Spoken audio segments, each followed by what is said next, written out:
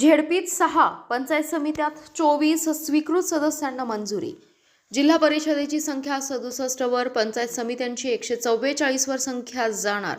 स्थानिक राजकारणात हालचालींना वेग. राज्यातील जिल्हा परिषद आणि पंचायत समित्यांमध्ये स्वीकृत सदस्यांची नियुक्ती करण्यास राज्य मंत्रिमंडळाने हिरवा कंदील दिलाय. या निर्णयानुसार सांगली जिल्हा परिषदेला 6 तर पंचायत समित्यांना तब्बल 24 स्वीकृत सदस्य मिळणार आहेत. परिणामी जिल्हा परिषदेची सदस्य संख्या 61 वरून 67 तर पंचायत समित्यांची संख्या 122 वरून 144 वर जाणार आहे.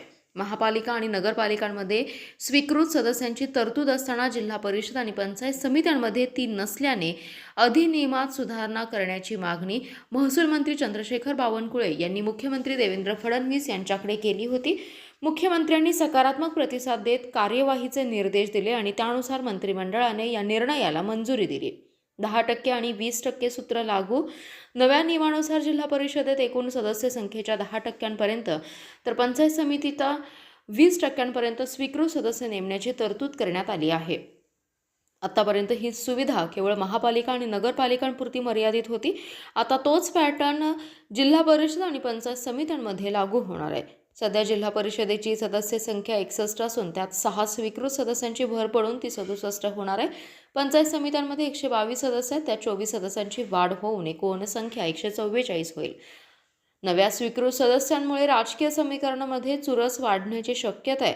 प्राथमिक अंदाजानुसार जिल्हा परिषदेत स्वीकृत सदस्यांचे पक्षनिहाय गणित पुढील प्रमाणे रंगू शकते. राष्ट्रवादी शरद पवार गट 2, भाजप 1 किंवा 2, काँग्रेस 1, शिवसेना शिंदे गट आणि राष्ट्रवादी अजित पवार गट प्रत्येकी 1 किंवा 2. अर्थात अंतिम निर्णय सत्ता स्थापनेनंतर होणार असून पक्षांतर्गत हालचालींना वेग आलाय. निवडणूक प्रक्रिया 10 मार्चपासून 10 मार्च रोजी पंचायत समित्यांमध्ये सभापती आणि उपसभापतींची निवड होणार आहे. त्यानंतर जिल्हा परिषद अध्यक्ष आणि उपाध्यक्ष पदांच्या निवड प्रक्रिया पार पडेल.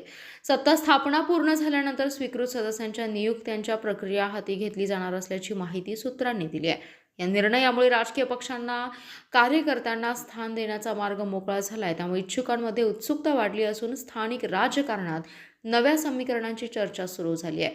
जिल्हा परिषद आणि पंचायत समित्यांमध्ये स्वीकृत सदस्यांच्या माध्यमातून राजकीय बळकटीकरणाचा प्रयत्न होणार असल्याचे स्पष्ट संकेत मिळत आहेत.